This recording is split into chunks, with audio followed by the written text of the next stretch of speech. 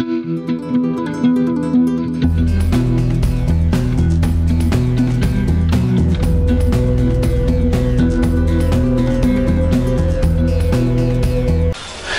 à tous qui nous rejoignent en ce moment pour suivre cette émission Esprit Créateur. Dans notre émission, nous disons toujours que Dieu c'est le premier créateur. Il a créé le ciel et la terre et nous sommes tous dotés d'un esprit créateur. C'est pour cela que dans cette émission, nous dénichons les créateurs.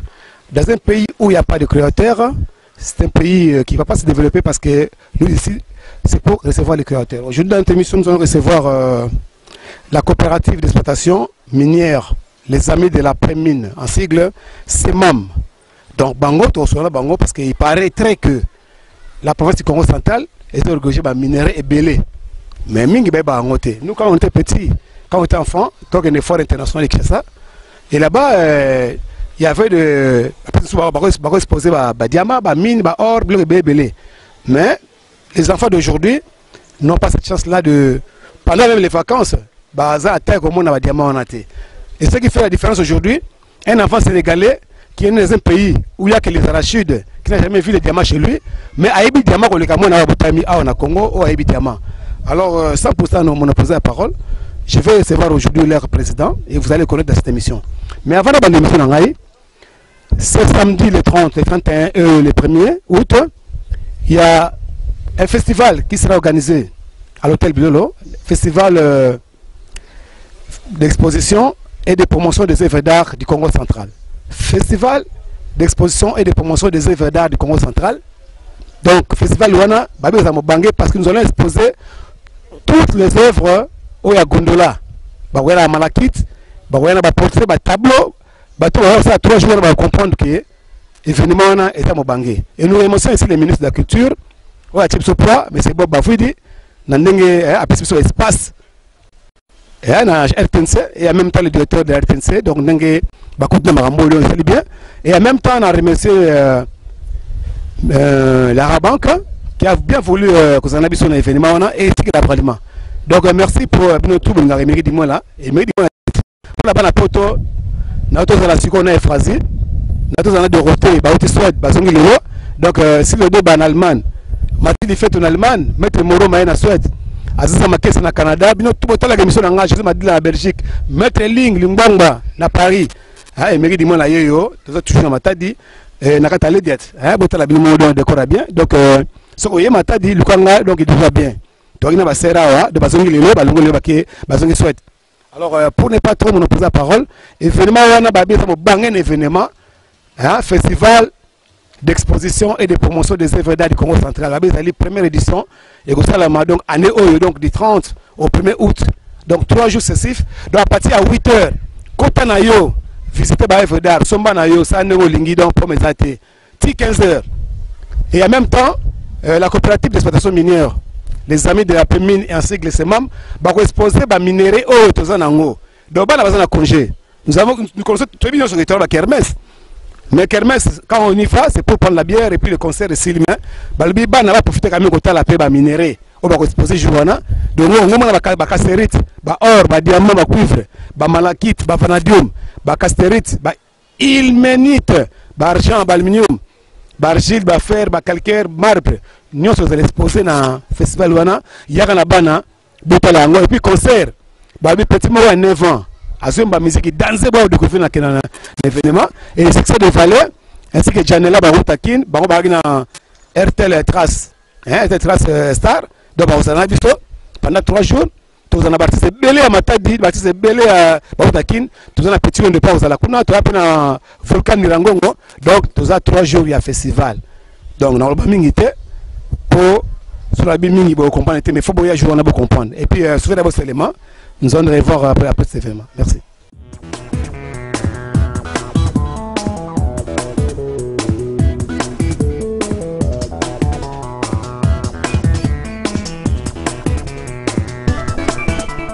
Le cadre de cette émission Esprit Créateur, nous avons un festival d'exposition et des œuvres d'art du Congo central. Alors je crois que parmi les bilots exposés, tout ça qui est exposé, œuvres d'art il y a Gondola. Donc gondolé aux Alawana et puis les tableaux, peintre aux Ala et puis œuvres d'art aux Ala. Et en même temps aussi dans notre province, tout ça la richesse est belle. donc la richesse minière. Et tu as le président Victor, il a expliqué que nous mabele à Congo et regorgé bloco yo. Moko na moko kombo pour te comprendre le pays et nini. Alors président expliquer que nous ba hôtel émission zone d'habitude déjà hein ba un peu yo moko expliquer que nous ba matière première oyo ba ya hôtel ba to ba na festival ou ba une exposition na ba le comprendre déjà moko na moko. Pourtant to ba na mike na foire internationale à Kin. Toi on a diamant ba to exposer ba or le to comme une opportunité bien bozali de aussi que nous moko na moko. Merci d'abord na initiative aujourd'hui parce que ça initiative ya sikate et ça ya kala. Toujours encourager parce que courage aux anango ce n'est pas donné à tout le monde. À travers yo batebele bazoko yeba na monde mobimba. Ce n'est pas donné à n'importe qui, c'est une bravoure à encourager.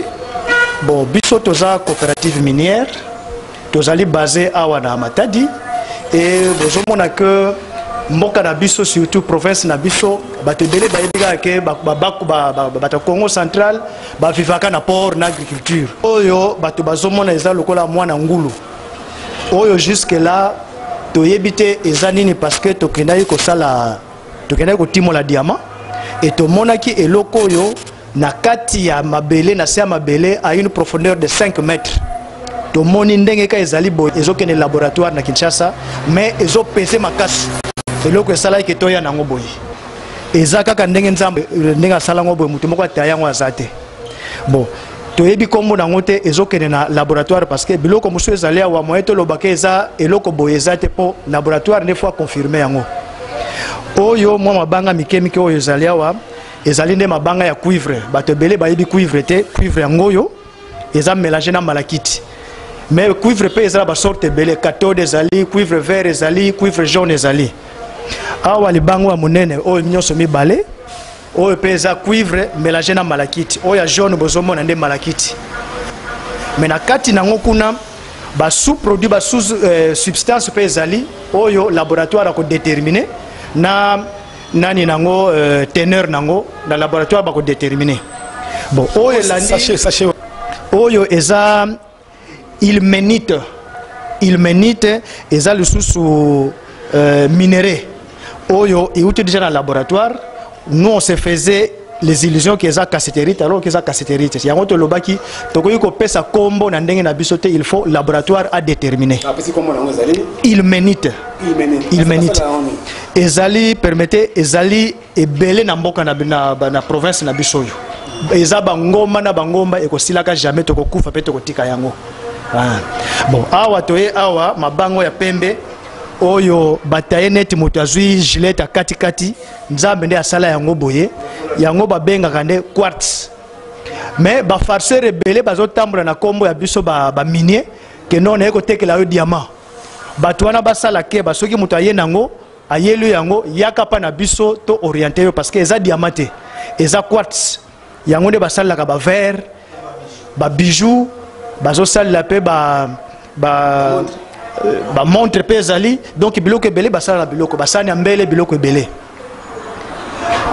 libango yo eza pe libanga oya mwindu mwa pembe mwindu libango pe tozui yango nyonso eza ba échantillon nyonso tozui yango tomema na laboratoire ndambe uti na laboratoire mais oyo pe nano ke laboratoire te moyeto lobaka eza produit boye eza te mais semaine prochaine tokoya na ba bulletin d'analyse ya Serge me poye la kisabiso ke ezali normalement oyo alors bato bakoya na festival wana bakoya on expliquer bango ndenge nini ba batie kone ezali et puis comme nango il y aura des délégués peut-être pour expliquer bango ne au pesika olobi ke muso akanta oyo diamant lo eza diamanté donc lelo tout ça recommander la population ceux qui baye ko tegelo ke belo ezali maison oyo pesa maison moko eko aider yo pour na ko véracité à kombo eloko ba tekela yo parce qu'il y a beaucoup de scores dans tes pays parce que otambola ma minéré mais awo ba tie dans matel ba tie place oyo ba ko saka bino sauter.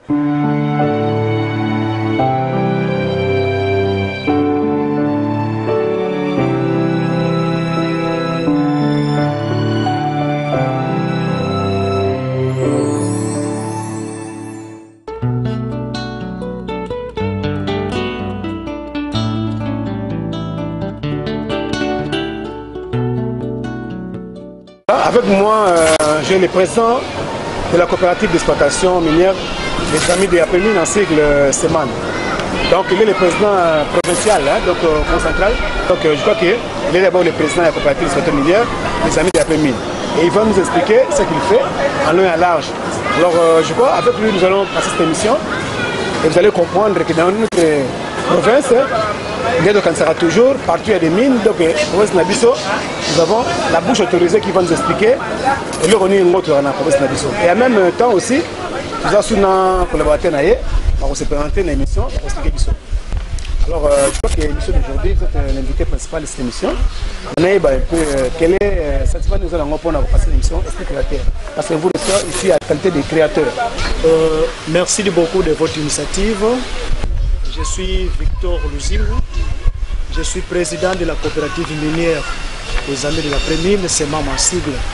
Nous sommes basés à Matadi et précisément sur 2 avenues Sanatorium, commune de Matadi, précisément sur Dorcas. Alors, vous êtes encore le président de une fédération. Quelle fédération vous? Bon, vous savez qu'en province, actuellement, nous avons déjà 13 coopératives minières. Et là où il y a des gens, il faut quand même qu'il y ait des dirigeants. Il y a des gens qui doivent encadrer, ainsi de suite. Pour qu'il n'y ait pas de dérapage, il faut que toutes ces coopératives soient représentées par une certaine corporation dont je suis le président. Nous avons créé une fédération de toutes les coopératives minières à la tête de laquelle moi je suis président. Donc vous avez des représentants partout? Partout. Alors, nous sommes représentés au Canada, en France, en Suisse et comme ça. Et comme vous venez de le dire, je ne suis pas seul. Je suis accompagné de mon collaborateur qui répond au nom de M. Boniface Ndonda. Lui, qu'est-ce qu'il fait? Bon, il est encadreur parce que vous envoyez les gens en exploitation. Nous, nous sommes ici au bureau, mais les exploitants sont en brousse. Et en brousse, là-bas, il y a beaucoup d'aléas qu'il faut respecter. Et lui est là pour tenir les normes normales. Alors, d'où vous est venue l'idée de créer cette coopérative d'exploitation minière? Nous savons qu'ici, dans notre province, généralement, on ne parle pas beaucoup plus des mines. Ici, c'est le port qui prime. D'où vous est venue cette idée de créer cette coopérative?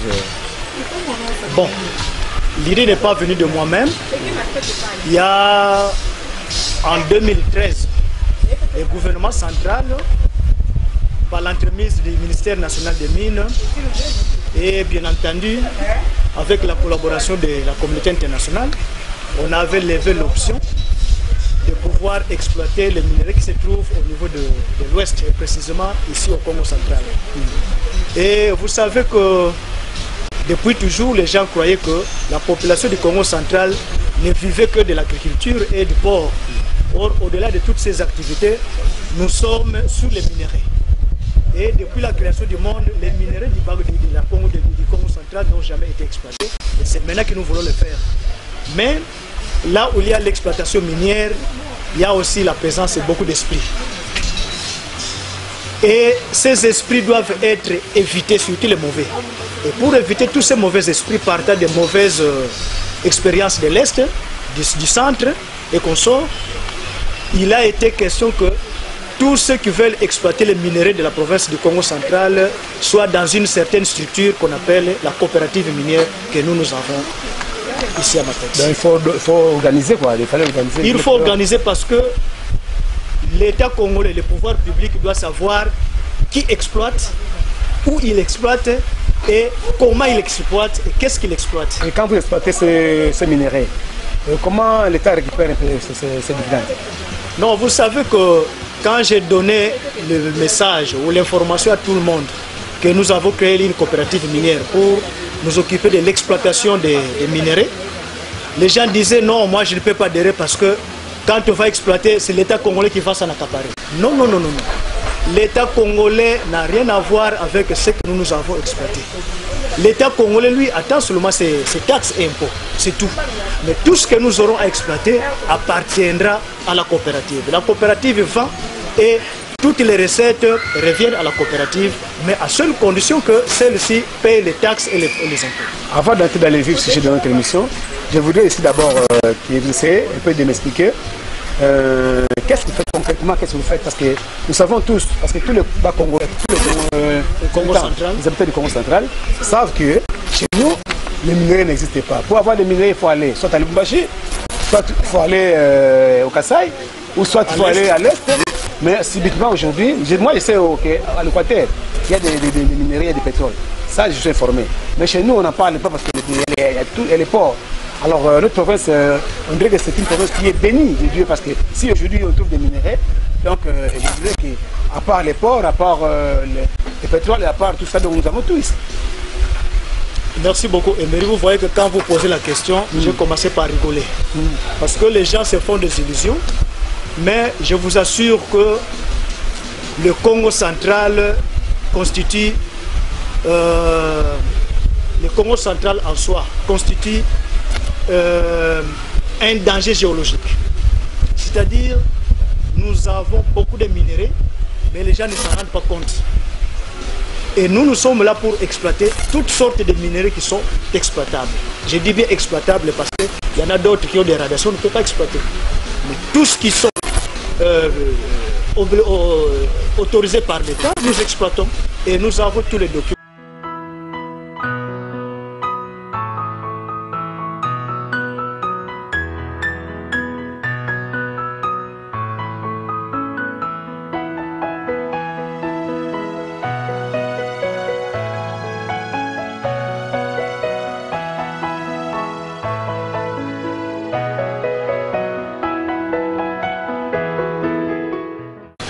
Alors ici, je voudrais savoir, Monsieur le Président, je voudrais savoir un peu quels sont vos objectifs par rapport à cette fête de cette coopérative. Parce que c'est une innovation. Hein. Moi, personnellement, je me dis que je pars aujourd'hui dans notre province. La créativité, il y a un monde aussi là qui est province développée, pays développé.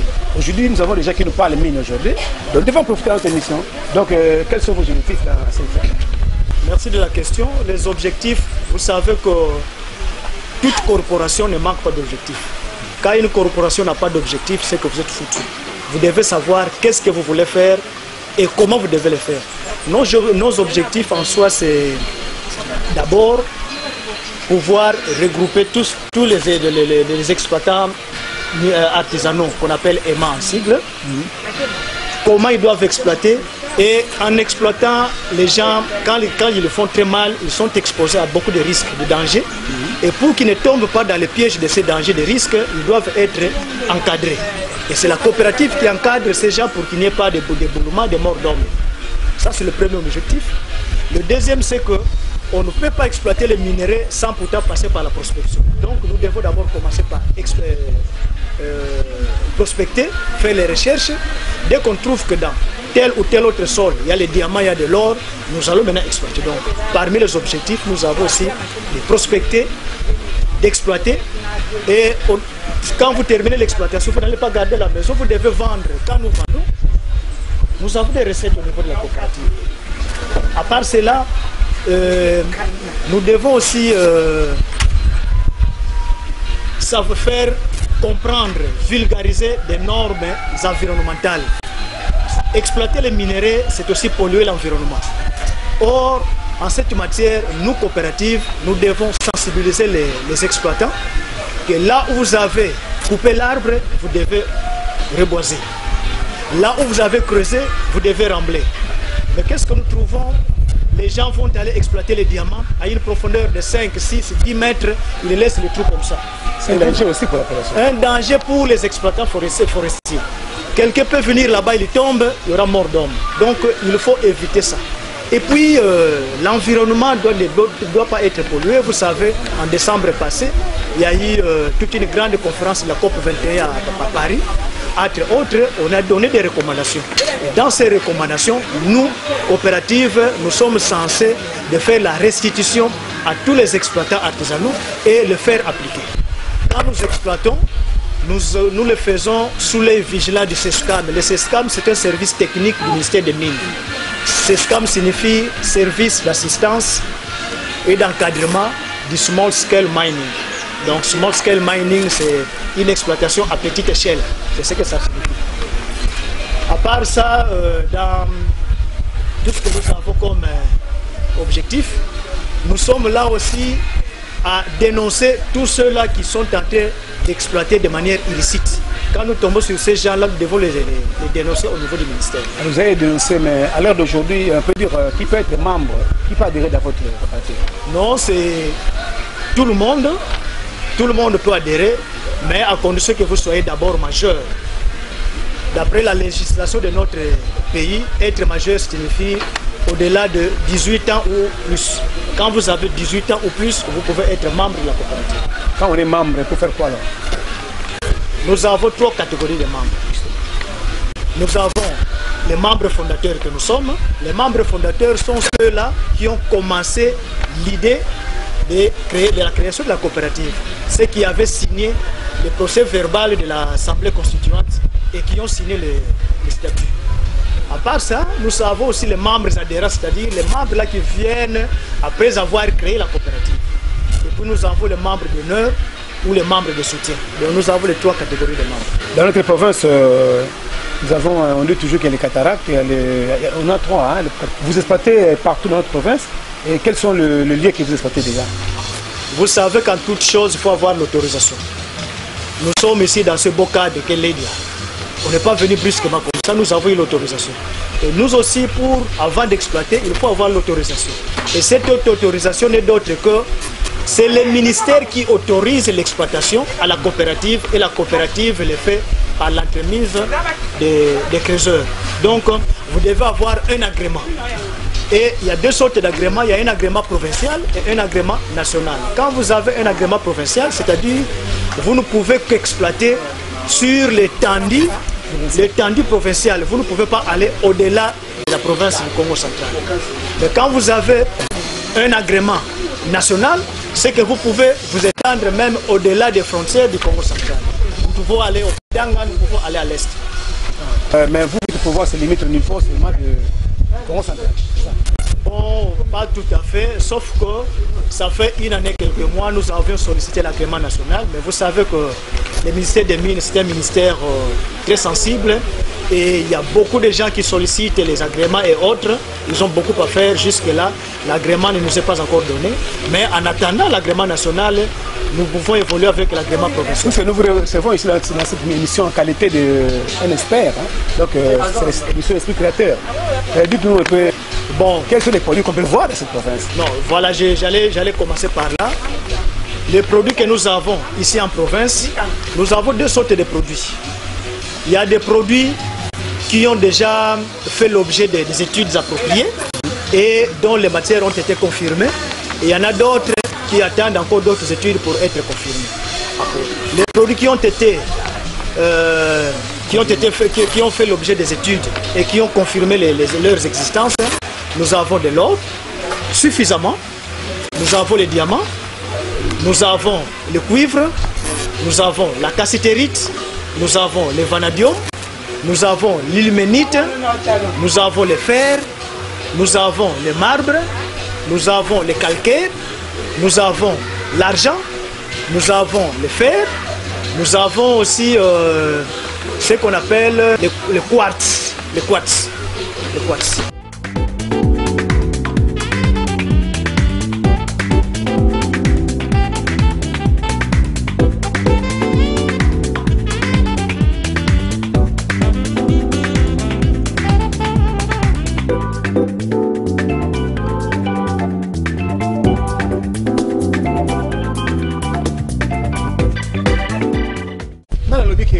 Province ya Congo centrale bamine baminere ezalaka te lelo bomoni yango bana poto Moro Maele mec na Suède, Efrazi na Suède, Ado na Suède, Didier na Suède, José Madel na Belgique, Maître Link na Belgique, Simon Madimba na Allemagne, Moseka na Maroc, Mathilde Fetou na Allemagne, bamasalanga tout. Donc finance Masamba, famille Masamba. Mairie Dimola lelo ayambi coopérative de exploitation minière. Bon, on a un petit peu tout ça à appeler dans mon ingénieur. Tu peux d'abord se présenter à un niveau à telle émission. Pas comme on a. Oui, comme on a Ndonda Boniface. Ngai nazali encadreur na kati ya Semam. Une coopérative minière. Oh, ezali les amis après mine. C'est-à-dire après tant que vous exploitez mine silaga. Mais logo nini boko ko sala na sima mine. Et yaka ba makambo bilanga, makambo ya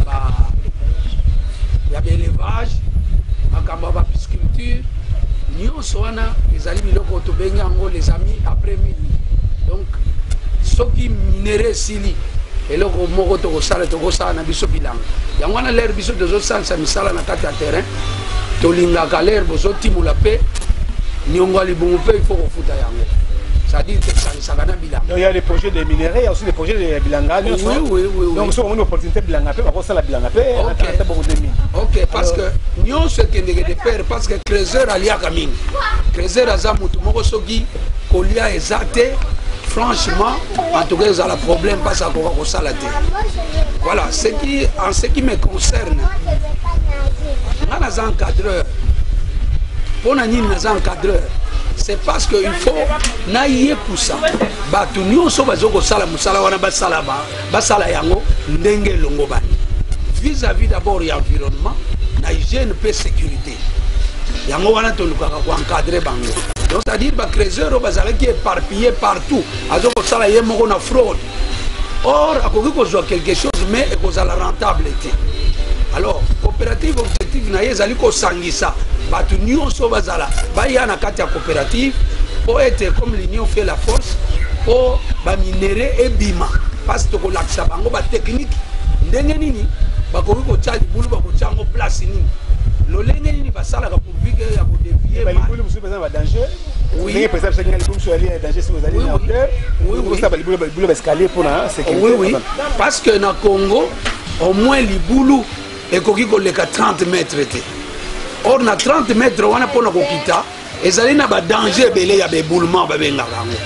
Alors béboulement oyo pona ko éviter yango il faut que ça le système ya escalier ti place ba ko zoela muchanga o babengi gravière place ba ko zoela gravière wana ezali ba place moko il faut ezala vraiment ya ko panzana pour vike bato basala musala facilement éboulement et sala maté pour la sécurité à ba Crézeur.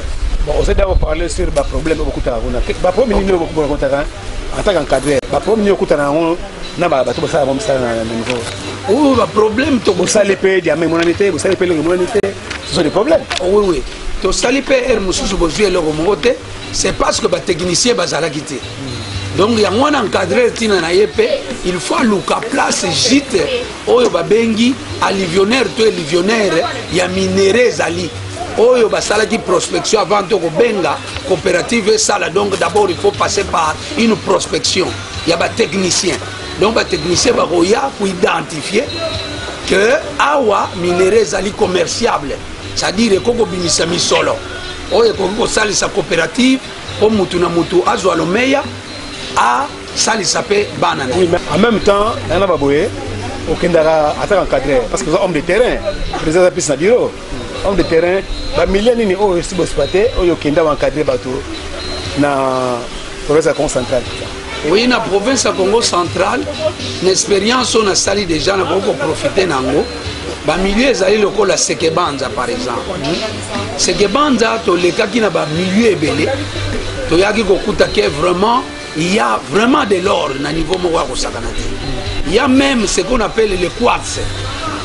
Quartz ezomona na ya kosakana te toza même na ba minéraux lokola ba cassiterite ezape na Sekebanza. Nous avons vu quand même que problème kaka ezali makasi auto saleli coopérative to sangana pour être production banda ko bima makasi ezali ba Crézeur baza éparpillé to kuta pe batu mususu yemoko na kati ya zamba azo sala na mai yemoko mais or ba danger mususu pe mususu ba kufa nyoka suye. Yango biso to lingaka place site ezali biso encadré loko ya liboso to kende ko sala ezali d'abord hygiène ya ba Crézeur. Il faut d'abord site wana ba kata bisika nyonso po ba tia ba tente au place bango banda kolala d'abord il faut ba tonga pe toilette bakoki ko kende na zongo inene te na kati ya bazamba ko polluer zamba tout le danger aussi ça ba danger munene donc yango to tonga nanu kikoso place oyo babanda kokende mpona zongo inene. Après Sekebanza otamboli pe? Oui, natamboli Sekebanza naza susu na idée makasi surtout na Songololo au place pe casterite ezali na ba place mosusu lokola ba balabala eza bisika oyo ba quartz monana parce que soki tomoni richesse ya Congo central eza nini d'abord avant tout biso to mipesi na musala oyo ezali eloko moko ya makasi parce que Congo central ezoya après Katanga. Donc oyo babengi mabele oyo babengi géologique ya Congo central eza lokola Katanga. Yango moni ngambu nyonso ya Sekebanza na ngambu nyonso oyo ya Songololo tomoni fleuve Congo ezoko kita oyo babengi chute dinga. Chute ezali place oyo minéré et vanda oyo bwakama ezali alluvionnaire c'est que minéré oyo etamboli na mai après mususu ezali alluvionnaire oyo ezali lokola na bapembeni yango wana biso tokendeke wana to encadrer bango po ete babimisa eloko moko ya malamu. Donc vous allez partenaire sur vous contacter na rozongelo monsieur Moulaye. Alors monsieur le président, ici je voulais un peu savoir ces membres. Vous en avez partenaire extérieur déjà parce que na qui me dit ba ka mingi na bureau on s'informer hermoso na kile dis-moi un peu beaucoup na niveau na contact extérieur. Bon ba contact eza ya makasi ndé na zaboye na sali un mois na Kinshasa toujours en contact avec nos partenaires et comme ebele mais comme disent les Français l'abondance ne nuit pas. Nous avons besoin de partenaires d'un plus grand nombre parce que Moussa les aliawa à nous seuls de quoi ça la monter donc on a appelé égoïste était tel que bakwat so azolobela na ba il ménite en tout cas donc on a même 5 10 coopératives donc on a aussi sangote to kufa pe ba génération musu ba kuta yango donc ba minerais est tellement ébélé que nous avons besoin de batubaya ébélé ba salisa biso parce que na exploitation de ba moyen na biso moko to kokate il faut musaler za la makasi. Alors aujourd'hui nous devons na mboka boye mutanga na mbongo na ye mutanga sa ba faire na ye qui peut aujourd'hui aspecter ba minerais ako banda ndenge nini po bino comme des conseils des maisons conseils aussi parce que mutanga banda na mbongo na ye ba sali kambo il faut passer par na pas comprendre même ngana émission que nous comprendre déjà que pour ça là il faut passer par ses membres donc na mo le EP on peut dans membres ses membres na habité ba masala na poto vous en poto en émission oyo opportunité na mboka ezali donc boya na mboka bo mo ba continuer ezali donc bureau pene ezali à ses membres ndé bo mo na émission wana basa pena na kata ma tête na Congo central donc parce que collaborer dans l'état donc je crois qu'il y a du sérieux mais on est un peu muto ba ndenge ni pour akwa mo ba ses membres et puis aspecter atwa moyen au moni tango yo moni que ezala ba moyen na yo et que l'unique sunga ses membres c'est question contacter biso. Moi, je pense que l'adresse la plus autorisée, vous allez Emery du Mouela. Bino bana poto. Et belé bazalaka, au comme la famille a tekinda kona kin, pour famille ba kelfana na poto. Maintenant, nous devons faire l'inverse parce que ba minerais za belé. Ba mbongo bozanango, bosomba ba détecteur, ba matériel de détection, ba matériel d'exploitation, boya to sala ba minerais za awa. Biso moko na ba moyen na biso coopérative en tout cas to za limité mais ba moyen au besoin nango ba moyen de bord boya nango awa donc Emery di Mouela ko organiser sur comme tu es membre déjà à ces membres donc il est couvert na document à ces membres côté à la bossa c'est la ces membres donc ndenge za na ba mai bo comprendre bien ko d'autant yo yé couverture na yo ali bureau à ces membres mikanda makamutu c'est membres sont pas na yo et puis ba taxe à l'état pour bima nango pe c'est même à compagnie au niveau souka pour nous ça na yo je vois que vous expliquer pour compagnie donc Emery le comment on a rectifié wana et ça pour couverture té parce que yo tango te ba moyen na yo donc signer contrat yo te mbongo biso te minéral en jeu donc il faut yo mo te mbongo ozo quand même bénéfice il faut to yeba ke mbongo no te ko combien biso peut te dire que non na mbongo yo te na auto zui to ko tikala na combien. Donc, ça coûte couverture, tu peux te dire couverture peut-être, l'État. Nous sommes là pour exploiter, vendre et puis tu fous ta taxe na impôt parce que l'État a vécu la taxe na impôt. Moi, j'ai vu aussi dans une chaîne étrangère, une chaîne africaine ici, où les Maliens ou les Nigériens, du Niger, en train d'exploiter des mines d'or. Bah, c'est pas calmement, bah, l'État n'a pas passé la taxe na bah, ça donc je crois que c'est même aussi dans la même logique. Dans la même logique, au moni domaine minerai est un domaine très sensible et on ne donne pas le permis d'exploitation à quiconque. Ce qui est au moni que bureau na biso et ça sur la voie principale sur la route nationale numéro 1, c'est que tu as un ordre dans l'État. Donc on dit que bana mosala minerai te ce qui te sili na makamali.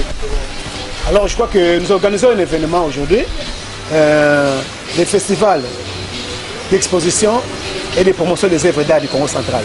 Dans cet événement, nous avons associé aussi la CEMAM, donc CEMAM qui est la coopérative d'exploitation minière des amis de la Prémine. Donc c'est Bango, parce qu'ils vont exposer pendant les 3 jours, les minéraux au Basanango, au moment de l'émission, qui sera exposé. Nous donnons l'occasion aux parents d'amener les enfants, aussi castéterite, ceux qui vont or, diamant, ou tout exposé pour nous, or, diamant, cuivre, malachite, vanadium, castérite, ilménite, argent, aluminium, argile, fer, calcaire, marbre. Donc tout est nous exploité. La Bilolo, les 30 et 31, dans le 1er août. Donc à partir de 9h, nous faisons l'exposition. Et à partir de 15h, tu vas dire concert. Donc venez nombreux avec vos enfants. Vous voyez comment on a minéré Oyo. C'est maman à exposer. Et même tu as œuvre d'art. Oyo va gondola à et puis succès des vallées. Notre artiste, là, Nadjandela, va un événement à RTL, grâce. Donc là, j'ai remercié le total RTL de côté Mango. Donc merci en tout cas pour la vidéo de RTL. Donc les événements menés parce que nous avons aussi la banque qui est là. Nous avons la Bralima. Donc l'événement est mené. Donc oui, alors présent un mot par rapport à l'événement. Par rapport à l'événement, d'abord nous avons félicité l'initiative aussi. Nous avons associé Bisso, c'est que au monde Bisso l'importance. Vous savez que ebele bazaliawa aboti bana baboti bana wana baboti bamoni même or ndenge zala na maboko bote nana mona yango te donc occasion epesa beli na ba parents ba mema bana baya komona na bango moko ba parents bamona oyo cuivre zala kandenge nini éteint zala kandenge nini casséterite zala kandenge nini eza occasion et surtout journée le 1er août eza journée moko férié eza journée ba parents bana bo mema bana baya kotala ndenge ba minéraux zalaka. Pour terminer, en tout cas, tu as ingrat ceux qui ont suivi cette émission sans que tu remercies Bakodjamboka. Parce que nous en soi, nous qui profane dans ma minéraux, mais à travers le ministère de la Mine, son Excellence, Monsieur le ministre Assel Mbakou, son Excellence, Monsieur le gouverneur Jacques Mbadou, Monsieur Roger Mena de Sescam, Monsieur le chef de division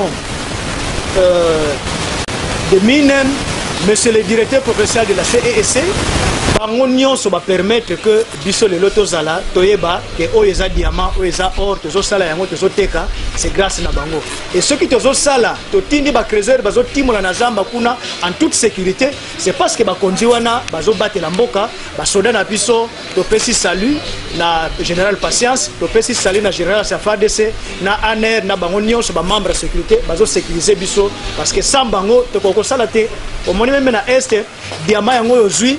Mais compte tenu que la sécurité est atteinte au quoi ici diamant ok mais biso timoli diamant na yo osuye nango awa ok nango Kinshasa oteki ozui mbongo zongi nango c'est parce que tout ça en sécurité donc bravo na ba continuer biso.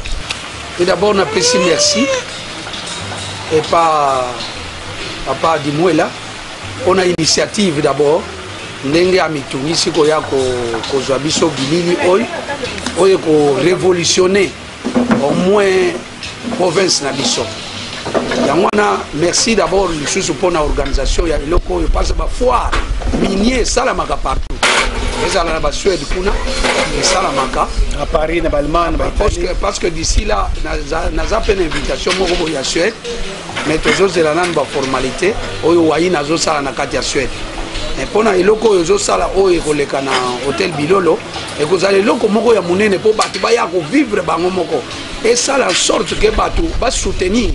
Coopérative ou initiative même ou formation na zoa ezali musée les pères mutu azoaka ete encadrer bakoma na niveau ya encadrer artisanaux minier ou bazali éparpillé basala ba coopérative yango na pesi longonia même na gouverneur lisusu na biso Jacques Mbadi situ na ba konti na biso mususu place na zoa la formation na CESCAM monsieur Roger na direction na biso à CESCAM vraiment on a coordinateur na biso Outako Kufa Bodo Iheta que son âme repose en paix biso tozoko kuba kaka na musalo balakisa biso vraiment merci Longonia pour na mutunyo salandi émission. Les bonnes choses ne durent pas donc je crois que Naimbi Awa président na biso Victor Luzingu président ya CEMAM je vois bolandi bo comprendre cette émission esprit créateur na sala ki yango pour na ba créateur ya province. Je crois qu'on a été avec la SECO, avec le président Géroli, Tambaki, Julien, tout là, pour la Italie, il y a douane. Vous comprenez qui va déclarer, il a vu. Et aujourd'hui, tu vas parler de l'Italie, il y a batamine, minéraux, diamant. Je crois que dans notre province, il y a plein de choses. Tu vois que le développement est porté outil na bateau, bazana bambongo, parce que TV va expliquer ça na bango. Mais et pas na biso, rares sont les gens au bazana ba métier na bango, va dire passer à TV va expliquer. Et puis ici je lance un appel hein. Je lance un appel, na ba konzi o va gérer net ba bloc ba impôt, pas comprendre les bisopé. Parce que des fois quand on veut faire des émissions, bah toi qui m'a des émissions parce que surtout ça les publicités le bibo tondi kuna na maison ana. Alors nous au système ka gagner pour na biso. Et ta sur ces émissions na TV le bibo kuna mbangu, au taxer bateau. Donc il y a vraiment un développement dans la province de l'AT parce que dans cette émission la maison sur la couture, il y a aussi la maison sur le monde vraiment qui m'a publicité parce que tant que vous me dites que la TV comme na mbongo belé, le bibo na maison kangami. Alors c'est pas bien aussi aider les gens à développer, c'est une bonne chose, mais nous ne passons pas les gens à la télé pour le bibo que ça va attaquer belé pour pas kangama la maison. C'est pas bien aussi. Alors merci à vous tous qui avez suivi cet élément. Donc je vois que Nambi Bango, prochainement vous aurez encore d'autres informations. Mais suivez cet élément.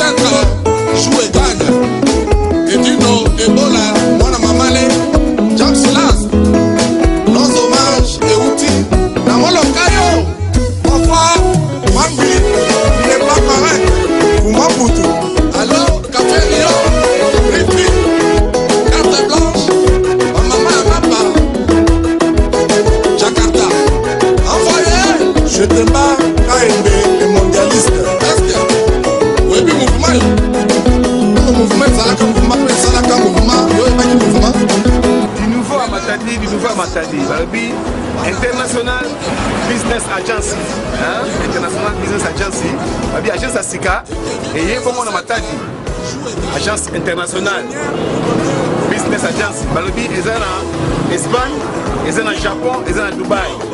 Bazana ma partenaire et Makassi, je crois qu'on a IBA et puis RK Cargo, IBA et puis RK Cargo. Donc Bango, c'est planté dans matadi awa et puis agence Angoza qui lui mobile ballon. Je crois que on va recommander bien au matadien, pas la matadi, c'est bon les bisous explicatifs de la là. Ils sont tous en agence soyo. Ils ont masika, ils ont la TP, ils ont la raté. Bango bazar bango ba service import export, fret maritime et aérien, et puis bazar fait na visa à Dubaï. De ce modèle Dubaï, balbi il y a une agence soyo, il y a une agence soyo à on a visa Dubaï. Alors puis avenue qui canne dans le 28 quand on est là où on a pris Kitati na Abifongo alors puis international business agency sous un événement sous un événement. Oui, Kombo nana Isaac Lukombo Malanda, naza chef d'agence la International Business Agency. Il y a que agence Mosi que na kutala ba mambo ya fret, ba mambo ya visa ya Dubai et na import et export. Donc bana matadi qui mabeno yao ya imekwiza singezo sibuka na ba fait kwiza na International Agency Business yake agence Mosi ina kina ko accompagner ba opérateur économique ngezo la kwenda sumba kimane na Dubai ngimekwiza betoke accompagner nge ti na Chine na Dubai ngeke sumba bimange betoke accompagner nge be bimange betoke baka ya en charge sang ya komati awa na RDC ngezo la sumba kimange ke kwenda ngeve ngezo la sumba camion ngezo la sumba kima nyos na Dubai kwiza betoke awa betoke edenge bimange betoke sumba yao yake kwiza ngeke baka yao na façon Mosi Ambodi beto awa na International Business yake le rapidité et fidélité. Papa Claude est déclaré na kati ya boîte business agency. Donc babeno banga fait dédouanement membre tout parce que chef d'agence met tout bas. Il y a une produit. Donc il y a tout le monde maïnio sur le dédouanement marchandise qui nous a bien géré par le marchandise qui a domicile na kati ya inzoange.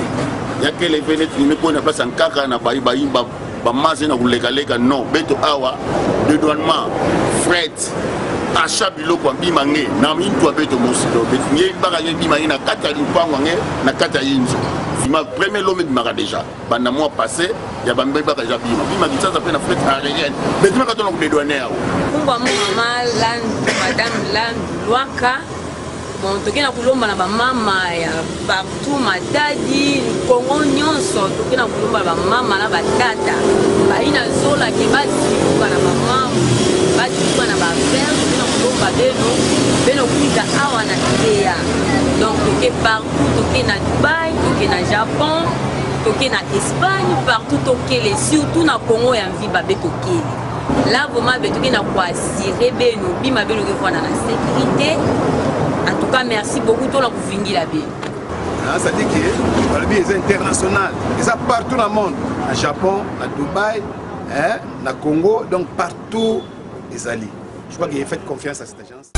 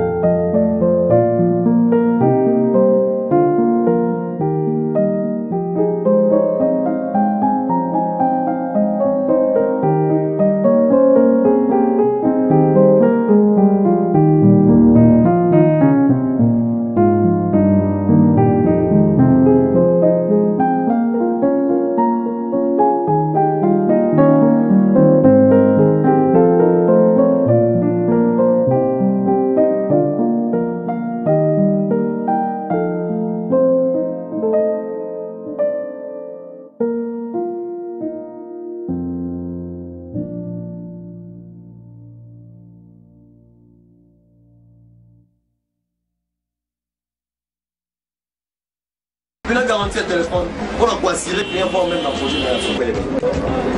Maison Kali est située premièrement la ville. En face, il y a parking Africa. On a venu pour le numéro 18. Donc juste des références valables en face à parking Africa. Sur 24-15, référence parking Africa. Donc si vous voyez la parking Africa, Kali n'a pas au moins la maison Kali plus. Bon, à part Awa Africa, beaucoup de la maison Kali Plus est située bien à Kinkanda. Juste en face, il y a Banco Yak. Dans ce Kinkanda, Bandegonyo sur Kinkanda. On les peut-être c'est de la journée de transport, tout ça parce que prix autre c'est qu'à la maison à ville. Il y a un peu prix des ans à la maison Kinkanda. Message dans un mois exact que Bandegonyo sur il y a Congo Central Mobimba. Pour Banda la Kassamulu à Moine. J'espère que non. RTNC. Et ça, poste téléviseur, on va disposer na bande ko nyonso pour ya Congo Central Mobimba. Na osenga na bino bolanda émission oyo et en plus oya bino moko bomona on a ici bino sur le chat parce que celui là ici bino boyoki ka boyoka mais bon appé oyoki oyebe omoni. Alors yaka omona yo moko ko sepela. So let me be the one and only. Can I be your friend? Vraiment, il y a la maison Kali Plus parce que pour attendre produit bien biloko ya solo. Yango déjà na Kanda référence à ça na bien. Bien, on a pas panneau comme Kali Plus. ma kalipis donc aba kodima ki mara so ko ti mara o dama di kana nyo so tu uluga android uluga ba telefoni ya ba net ni so wa wi mi fa da ba kaliti no de dama ya se kana ba di kana buya me de logo é solo prima design logo mais solo design so ko ti ma o da disi da ko se ti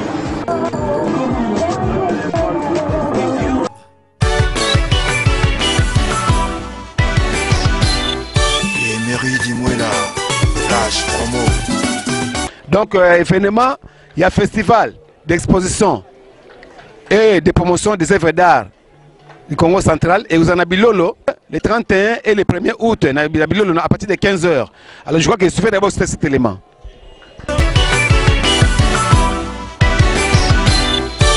Mairie d'Imouela, Flash Promo. L'économie, dans le livre L'économie en 10 questions, il est écrit: une société ne peut croître sans la publicité. Donc, la publicité c'est important, on va faire la vie. Il y a une émission Esprit Créateur. En fait, votre homme de métier, et Mairie d'Imouela, la yé pour la matadi, pour la promotion va faire la vie. L'émission Esprit Créateur, si on passe dans Flash Promo, il y a la publicité dans Bino, il y a un article dans Bino. Il est écrit dans le livre de l'économie en 10 questions. Et une société ne peut croître sans la publicité. Comment vous pouvez créer votre entreprise sans avoir des fonds de promotion?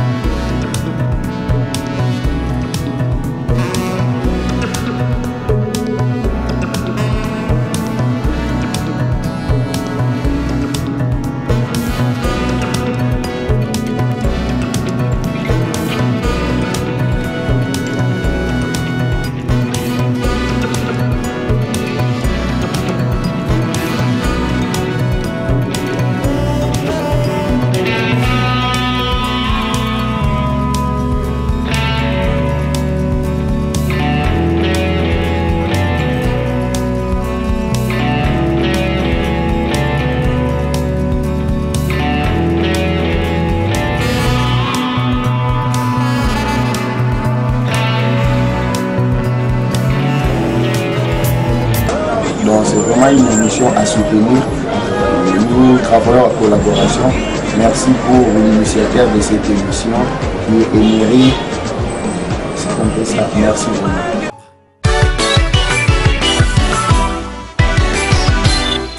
Emery d'Imouela, Flash Promo. Ouais, peuple matadien, nous sommes là pour vous. Nous avons là, c'est votre maison. Et c'est aussi votre émission. Venez acquérir vos biens dans Nakati Interpresse et suivez toujours l'émission Esprit Créatif. Et Mairie d'Imouela, Flash Promo.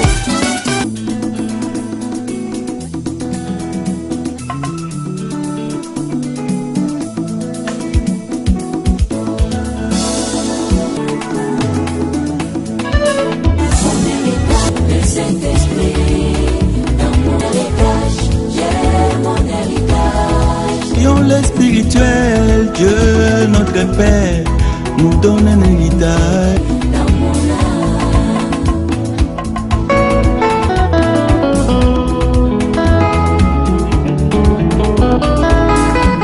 Car le temps me manquerait de parler de Jephthé, Gédéon, David qui ont... Hector Benenge, Nazali spécialiste à marbre. On a connaissance à pierre, on a spécialisé à marbre, na granito. Marbre ezali pièce entière, granito ezali déchets nango. C'est ça. Et là on a aussi dans la population que Congo peut ezali na batu ya mayele. Tout ça la biloko surtout ya makasi. Premier souci na biso ezali na biloko ya makasi. OK, soko tie na ndako efandi. Et puis finissage ya kitoko, Donc même bango bamindele bautilisaka kaka même carreau wana, même pendant le colonialisme bandaki koexploite kaka même matière wana yango bandoko kosala na mboka na bango mpo bakotekela biso biso mpe na mayele ya moke moke tosi tozocomprendre molomolo. Donc yango wana tozoexploite même matière oyo bango bandaki koexploite. Bon, matière eza na mboka na biso, matière eza na mboka na biso, ce n'est que normal prix na biso fo ezala favorable. Biso tozosala biloko te oyo basali lelo lobi ensuluki, tozosala biloko te oyo ke basali eza nanu poussière osa te. Donc c'est le finissage tina suka selon volonté na yo, c'est le biloko ya makasi ya kitoko, même nakosala nango décoration. Donc carreau soki evandi na ndako evandi so tele bandako ba belge basalaka la ti lelo carreau basala na ekufaka te. Ouais, ba différence ya carreau edépendaka na matière oyo basalelaka. Matière mosusu basalelaka carreau neti bamabele na biso ya jaune oyo argile, bazwi emai bapakoli likolo, ezobriller au moins so bato baniati et mai wana soki elongwe argile wana esili mba moko mona carreau ekomi rouge eza so kitoko te, il faut somba mosusu. Mais biso tozosala na granito ezali ke soki bato ata baniati ata zuluki ndenge nini soki na ye na machine, soki na ye na machine okomona ke donc nazongisi yango lisusu. Granito eza carreau ekufaka te, ekufaka te. Donc soki botiango evandi libela jamais carreau granito kokufa. Bon, eloko na osenga na population ke consommons congolais. Matière nyonso omonaka bamindele basalelaka bacarreau babiloko nyonso tout so balobaka le Congo est potentiellement riche parce que matière wana nyonso tout ezali awa. Ne bato mosusu bamipesi na domaine mosusu na mipesi na carreau. Toza mpe ebele oyo tomipesi na domaine wana, tomipesi na domaine wana, mais mutu na mutu aza na spécialité na ye. Soki olingi ozwa nga naza juste en face ya INSS, naza juste en face ya INSS, eza place ya kobunga te. Soki oye kuna okokuta tozosala babac de douche, bac de douche neti oyo eza bac de douche ya makasi oyo jamais koki kokufa, mais aza na tous les motifs oyo ndenge bomoni bac de douche ya mondele ndenge azali. Ye loko aza très solide, jamais akoki kotoboka obi apasuka apesa bino barui. Toza na babac de toilette bacouleur nyonso, toza na bacarreau ya granito badimension nyonso, tosalaka mpe décoration na carreau. Oli basala loka carreau ya carré boto osala décoration penda ya carreau penda. Donc osepeli nango. Numéro de téléphone na ngai ezali 089 98 58 547. Nazana 089 019 30.